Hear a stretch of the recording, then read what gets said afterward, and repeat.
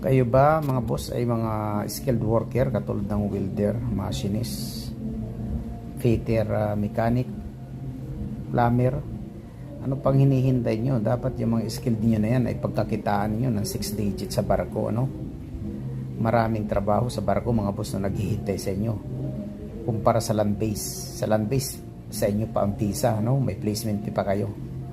Sa barko wala, training lang ang kailangan ninyo para makakuha ng seaman book at kumita na kayo ng 6 digit. Napakaraming seaman mga boss na hindi nag-aaral ng maritime, tandaan ninyo yan. May mga seaman akong kasamang high school graduate lang, naka-experience lang sila ng carpenter sa mga hotel, plumber, andun sa barko, ano mga boss. Kaya the courage, ano, yan po ay payo sa inyo ni Seaman's Life. Sana ay tandaan ninyo yan at makatulong.